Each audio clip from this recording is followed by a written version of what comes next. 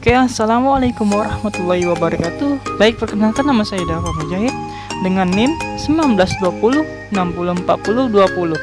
Mata kuliah perpajakan Fakultas Ekonomi dan Bisnis Islam, Program Studi Manajemen Zakat dan Wakaf, Kampus UIN Raden Patah Palembang. Baik, dalam video ini akan saya jelaskan tentang pajak penghasilan, subjek dan objeknya. Baik, materi pertama, apa ya pajak penghasilan, jenis pajak penghasilan, subjek pajak penghasilan. Anda ingin mengetahui lebih dalam tentang pajak penghasilan dan apa saja jenis-jenisnya dan juga objek dan subjek. Baik, Anda akan dipandu mengenai pemahaman dasar pajak penghasilan dari dasar-dasarnya. Oke, yang pertama itu definisi pajak. Pengertiannya, pajak atau biasanya disebut dengan PPh merupakan pajak yang dikenakan untuk orang pribadi, perusahaan, ataupun badan hukum lain atas penghasilan yang didapat. Ada pula pengertian pajak penghasilan itu adalah pajak yang dibebankan atas suatu penghasilan yang diperoleh wajib pajak, baik berasal dari Indonesia maupun luar negeri.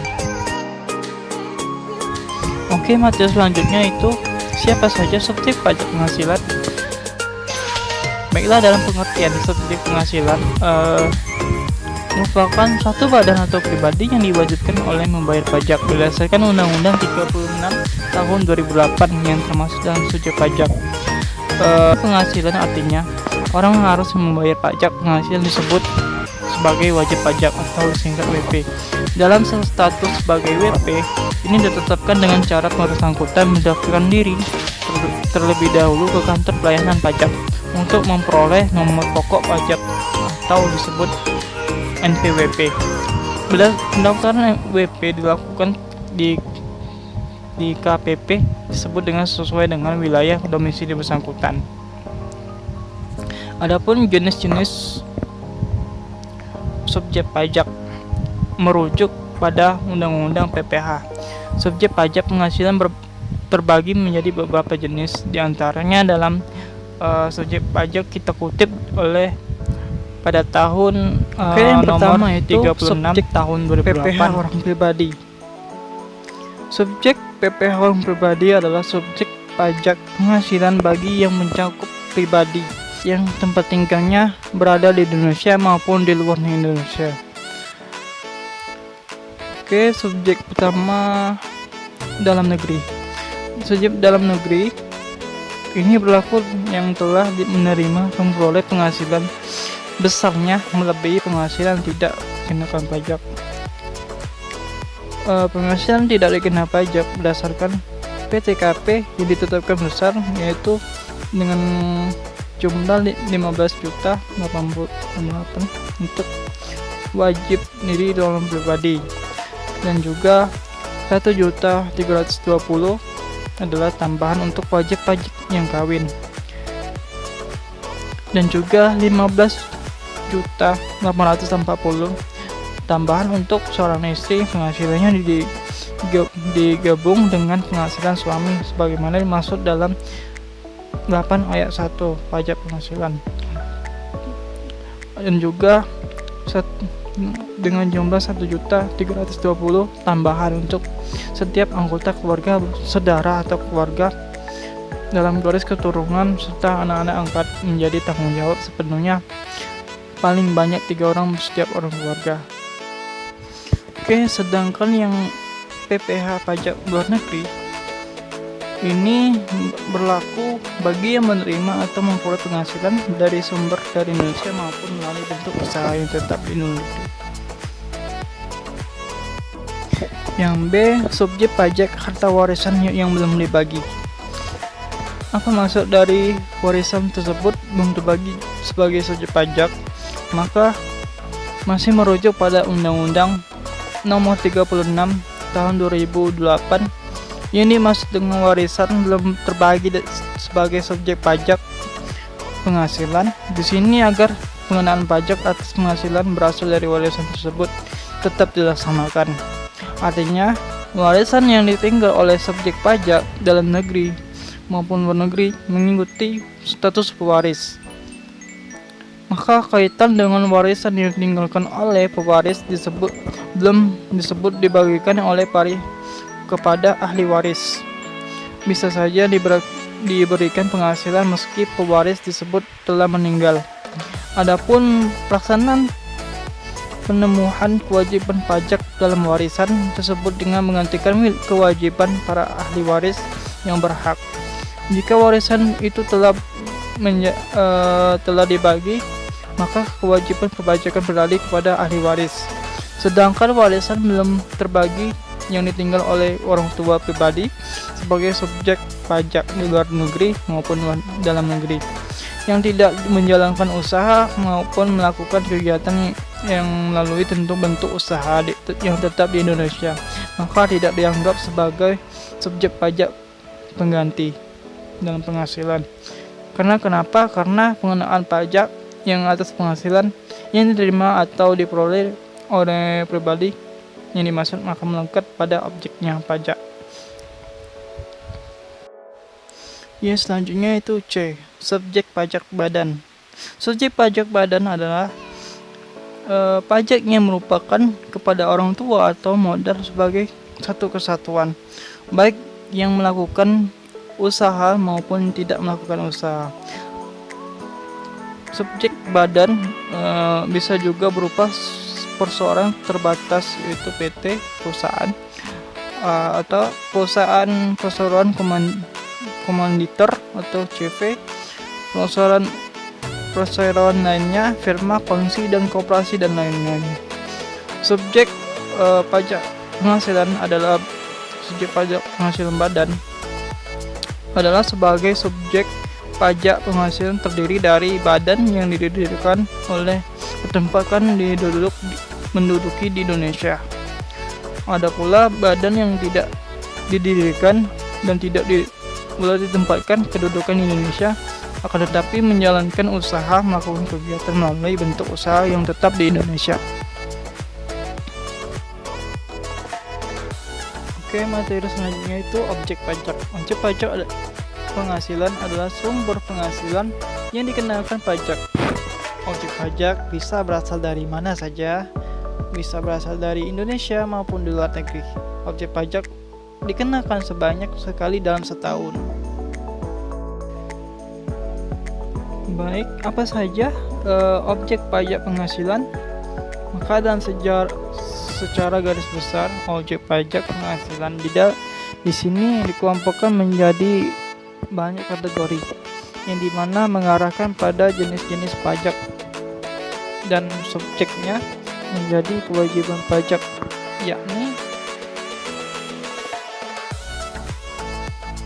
yang A itu penggantian atau imbalan. Penggantian atau imbalan dikenakan dengan pekerjaan atau jasa yang diterima atau memperoleh, termasuk gaji, upah, tunjangan atau honorer, atau juga komisi atau bonus, gratifikasi, uang industri, ataupun imbalan-imbalan yang berbentuk lainnya, kecuali ditentukan lainnya pada undang-undang lain. Yang B, hadiah. Hadiah dari undian ataupun dalam pekerjaan atau kegiatan penghargaan. Yang ketiga, laba usaha. Yang keempat, keuntungan karena penjualan atau karena pengalihan harta yang termasuk contohnya keuntungan karena pengalihan harta kepada perseroan atau bersangkutan dalam badan sebagai pengganti saham atau penyertaan modal. Lalu juga keuntungan penjualan karena pengalihan harta kepada pemegang saham atau sekutu dalam anggota yang memulai persekutuan dengan badan lainnya. Ada juga kategorinya tuh keuntungan secara likuiditas yang penggabungan pelemburan atau penukaran, pemecahan, dan juga pengalihan usaha atau terorganisasi dalam nama dan dalam bentuk apapun.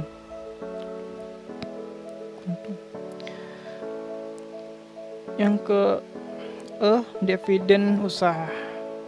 Dividen dengan nama dalam bentuk apapun, termasuk dividen dari perusahaan asuransi kepada pemegang polis atau juga pembagian sisa hasil dan usaha koperasi. Yang F, royalti. Royalti ialah imbalan atas penggunaan hak-hak dalam pekerjaan. Yang G, sewa dan penghasilan lain. Sewa atau penghasilan lain sehubung dengan penggunaan harta. Yang H, penerimaan pembayaran berkala. Yang ke I, keuntungan kurs mata uang asing. Dan juga J, keuntungan pembebasan utang. Pembebasan utang kecuali sampai dengan jumlah tertentu yang ditetapkan dengan peraturan pemerintah. Maka selisih nilai aktiva karena penilaian kembali aktiva. L, premi asuransi. N, imbalan atau bunga, sebagaimana dimaksud dalam undang-undang mengatur mengenai ketentuan umum tentang tata cara perpajakan. M, surplus pajak. Dan O, penerimaan kembalian pembayaran pajak yang telah dibebankan sebagai biaya dan pembayaran tambahan pengenaan pajak, pengembalian pajak.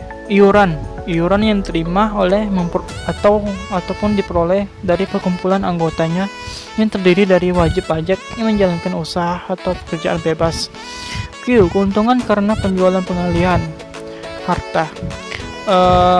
Keuntungan oleh pengalihan harta kepada perseroan atau persekutuan badan ataupun lainnya sebagai pengganti saham atau penyertaan modal. Ada juga keuntungan karena pengalihan harta kepada pemegang saham, pemegang suku, ataupun anggota yang memperoleh perseroan persekutuan badan lainnya. Atau juga keuntungan karena likuiditas, penggabungan, pelemburan, pemekaran, pemecahan, atau pengambil alih usaha dan reorganisasi dengan menambah bentuk apapun. Ada juga keuntungan karena pengalihan harta berupa hibah, bantuan, ataupun sumbangan kecuali yang memberikan kepada keluarga, saudara, ataupun garis keturunan lurus atau satu derajat ataupun badan keagamaan, badan pendidikan, badan sosial, termasuk industri, koperasi, dan atau juga orang pribadi menjalankan usaha mikro yang kecil. Karena tentunya yang akan diatur lebih lanjut dengan peraturan Menteri Keuangan sepanjang tidak ada hubungan dengan usaha pekerjaan ataupun pemilikan pengusahaan di antara pihak bersangkutan. R, laba neto. Tambahan kekayaan neto yang berasal dari penghasilan yang belum dikenakan pajak. Pajak penghasilan subjek maupun objek kali ini. Semoga apa yang saya sampaikan bisa bermanfaat bagi kita semua. Jika ada kekurangan, saya mohon maaf karena kesempurnaan hanya milik Allah Subhanahu wa taala. Oke, terima kasih. Akhirul kalam, subhanakallahumma wa bihamdika asyhadu an la ilaha illa anta astaghfiruka wa atubu ilaik. Wabillahi taufiq hidayah. Wassalamualaikum warahmatullahi wabarakatuh.